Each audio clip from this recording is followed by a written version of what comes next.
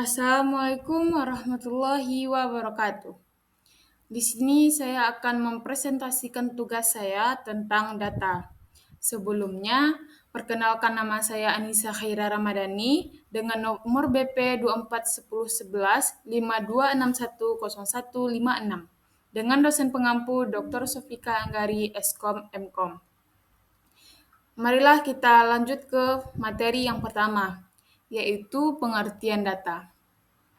Data adalah sekumpulan fakta atau informasi yang dapat berupa angka, kata-kata, simbol, atau citra yang dikumpulkan dan diolah untuk berbagai tujuan, termasuk analisis dan pengambilan keputusan. Contoh data bisa berupa data kependudukan, data keuangan, dan data penelitian. Berikutnya yaitu manfaat data. Manfaat data ini ada 5, di sini ada 5. Yang pertama yaitu meningkatkan efisiensi operasional. Yang mana dengan analisis data, perusahaan dapat mengoptimalkan proses bisnis dan mengurangi pemborosan. Yang kedua yaitu mendukung penelitian ilmiah.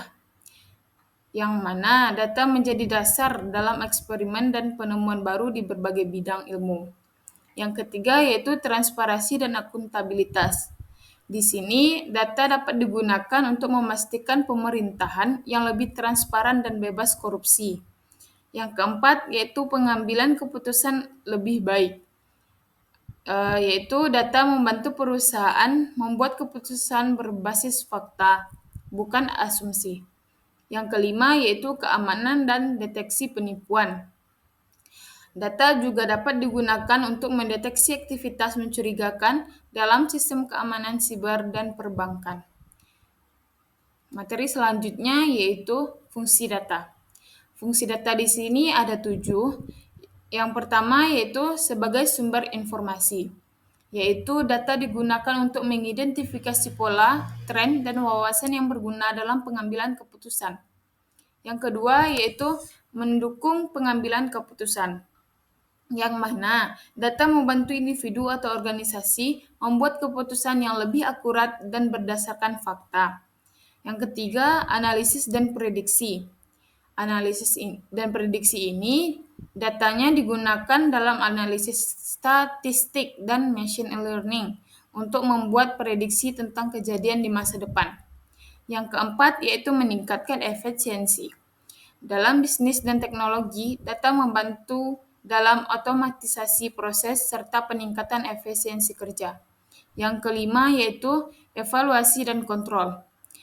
Data digunakan untuk perbaikan dalam satu sistem atau organisasi.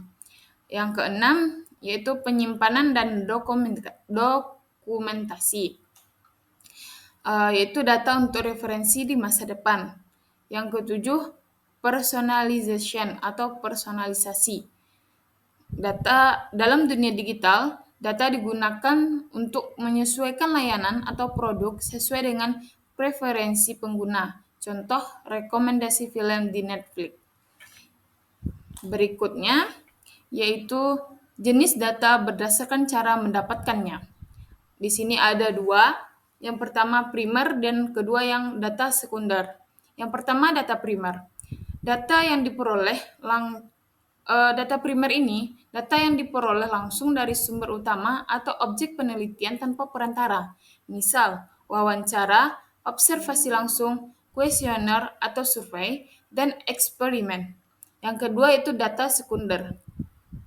Ya, data sekunder ini adalah data yang diperoleh dari sumber lain atau sudah dikumpulkan sebelumnya oleh pihak lain. Misal, laporan penelitian, artikel atau jurnal, dan studi literatur. Next, yaitu jenis data berdasarkan sumber. Di sini juga ada 2. Yang pertama data internal, yang kedua data eksternal. Data internal yaitu data yang berasal dari dalam suatu organisasi, perusahaan, atau instansi.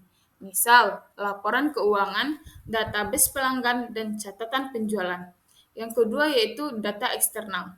Data yang diperoleh dari luar organisasi atau perusahaan. Misal, laporan pemerintah, data dari media, riset pasar, database publik, dan lain sebagainya.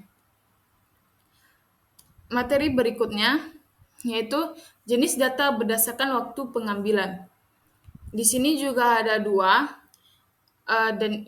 yaitu yang pertama data sekali waktu atau cross-sectional data, yang kedua data berkala atau time series data. Yang pertama, data sekali waktu atau cross-sectional data, yaitu data yang dikumpulkan hanya sekali pada suatu titik waktu tertentu tanpa memperhatikan perubahan di masa depan. Misal laporan penjualan. Yang kedua yaitu data berkala atau time series data. Di sini data yang dikumpulkan secara berulang dalam rentang waktu tertentu untuk melihat pola atau tren perubahan. Misal data inflasi bulanan atau tahunan. Next, ini materi terakhir yaitu jenis data berdasarkan data grafis. Di sini juga ada dua, data grafis kuantitatif dan data grafis kualitatif. Yang pertama, data grafis kuantitatif, yaitu data grafis yang menampilkan informasi dalam bentuk angka atau ukuran numerik, misal jumlah penjualan, dan lain sebagainya. Yang kedua, yaitu data grafis kualitatif. Di sini data yang dimaksud adalah data grafis yang menampilkan informasi dalam bentuk kategori, deskripsi, atau klasifikasi, bukan angka. Misal, opini pelanggan, ulasan produk, yang biasa kita lihat pada proses penjualan online, misalnya di aplikasi Shopee dan lain sebagainya. Baiklah, mungkin hanya sekian presentasi dari saya, dan saya ucapkan terima kasih. Wassalamualaikum warahmatullahi wabarakatuh.